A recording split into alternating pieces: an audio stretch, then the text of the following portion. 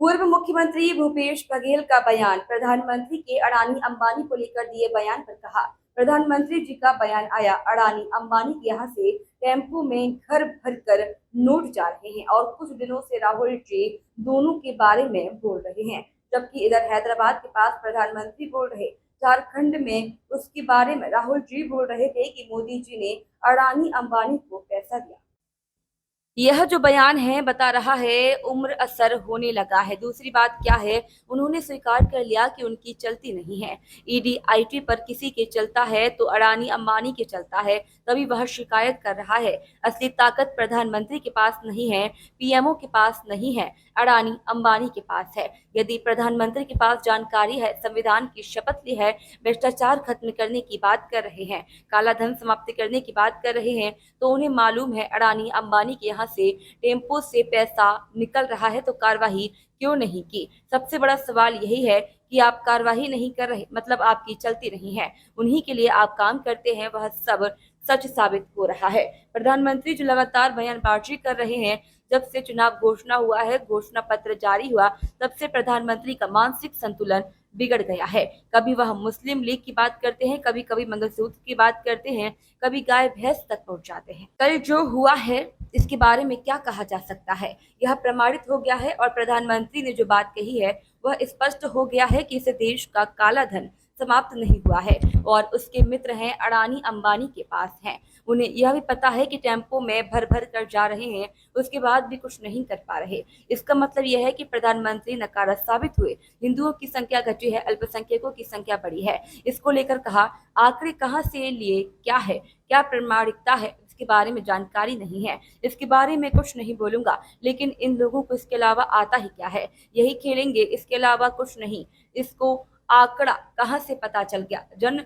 जब जनगणना नहीं हुआ 2011 के बाद से, जनगणना होता 2021 में जनगणना किए होते तो सारे आंकड़े सामने आते। आपने जनगणना कराई नहीं, प्रधानमंत्री को आपने सलाह नहीं दी जनगणना करनी चाहिए। किस आधार पर यह ले आए हैं? सलाहकार लोग ही ले डूबेंगे प्रधानमंत्री और उसकी पार्टी को। स्वामी आत्मानंद स्कूलों को पीएम श्री बनाने पर कहा, छत्तीसगढ़ के लोगों को बर्दाश्त नहीं कर पाती भाजपा, छत्तीसगढ़ के साधु संतों का भी अपमान करती है। शिक्षा के क्षेत्र में स्वामी आत्मानंद जी का योगदान, उसको नकारने की कोशिश छत्तीसगढ़ के महापुरुषों को भुला देना चाहती है। खुद मतदान कर चुके हैं, अपने आप को श्रद्धांजलि दे रहे हैं। गृह मंत्री अमित शाह 190 सीट पूरी तरह से जीतने वाले बयान पर कहा, अब 400 भूल गए, पहले 400 की बात करते थे, अब 400 भूल गए हैं। 400 किस लिए चाहिए? संविधान बदलने के लिए। तो देश की जनता मूड नहीं है, देश की जनता भलीभांति जानती है किसकी नियत क्या है और उसी जनता ने ठान लिया है भाजपा को विपक्ष में बैठना है। छत्तीसगढ़ में कितने सीट जो कांग्रेस जीतने के सवाल पर कहा, अधिकांश सीट जीतने वाले हैं। कल प्रधानमंत्री जी का बयान कि अडानी अंबानी के यहाँ से टेम्पो में भर भर के नोट जा रहे हैं और कुछ दिनों से राहुल जी इन दोनों के बारे में बोल नहीं रहे हैं, जबकि इधर हैदराबाद के पास प्रधानमंत्री जी बोल रहे थे, इधर झारखंड में उसके बारे में राहुल जी बोल रहे थे कि ये मोदी जी हैं वो अडानी अंबानी को जितना पैसा देते हैं उतना पैसा हम गरीबों को देंगे। ये जो बयान है ये बता रहा है कि उम्र का असर होने लगा है प्रधानमंत्री पर। दूसरी बात ये है कि उन्होंने स्वीकार कर लिया कि उनकी चलती नहीं है। ईडी आईटी पे यदि किसी की चलता है तो अडानी अंबानी की चलता है, तभी वो शिकायत कर रहे हैं। तो असली ताकत प्रधानमंत्री के पास नहीं है, पीएमओ के पास नहीं है, अडानी अंबानी के पास है, जिसके कहने से सब रेट डाला जाता है। दूसरी बात यह है कि यदि प्रधानमंत्री, मैं इसलिए कह रहा हूँ, यदि प्रधानमंत्री की जानकारी है तो उन्होंने संविधान की शपथ ली है और उसकी जानकारी में है और भ्रष्टाचार ख़त्म करने की बात कर रहे हैं, काला धन समाप्त करने की बात करें, पूरे देश को परेशान कर दिया। तो जब उनको मालूम है कि अडानी अंबानी के यहाँ से टेम्पो में भर भर के नोट निकल रहे हैं, तो फिर प्रधानमंत्री को पता चलने के बाद कार्रवाई क्यों नहीं की गई? सबसे बड़ा सवाल तो यही है। और आप कार्रवाई नहीं कर रहे हैं, इसका मतलब आपकी चलती नहीं है, या तो उनसे डरते हैं आप। और जो आरोप लगता है कि उन्हीं के लिए काम करते हैं, ये बात सच साबित हो रहा है।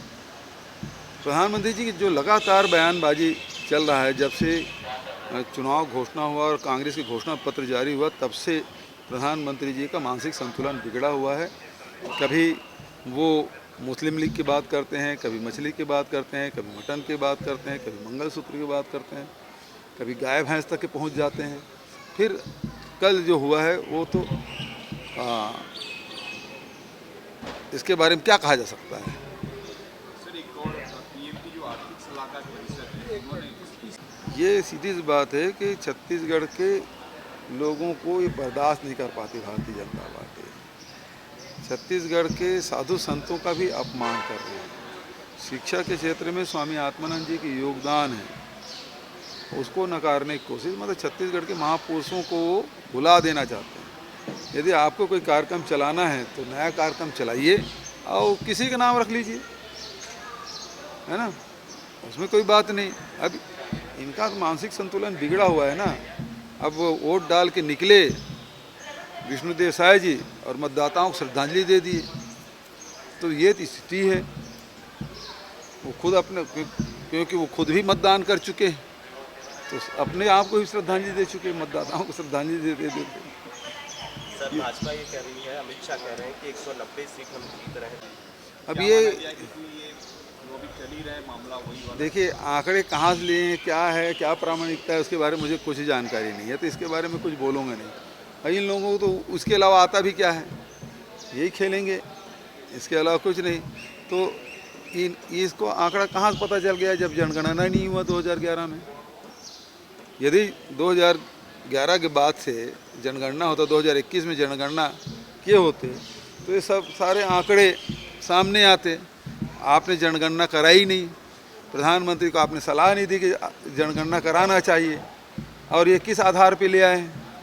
मतलब ये सलाहकार लोग भी ले डूबेंगे लगता है प्रधानमंत्री जी और उसकी पार्टी को। सर, सैम पिट्रोदा ने जो बयान दिया है, अब वो तो 400 भूल गए हैं। अब पहले 400 पार की बात करते थे, अब 400 भूल गए। अब 400 पार क्यों चाहिए, संविधान बदलने के लिए।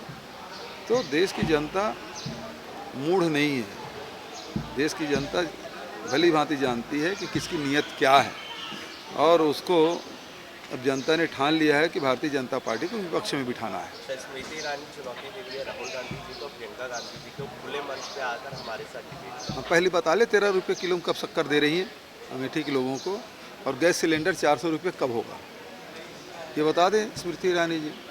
सर, आपस में चर्चा हुई होगी चुनाव के बाद, छत्तीसगढ़ में तीसरे चरण के चुनाव के बाद कितने सीट कांग्रेस जीती? अभी अधिकांश सीट जीतने वाले हैं हम लोग, ठीक है, और कुछ बचा है।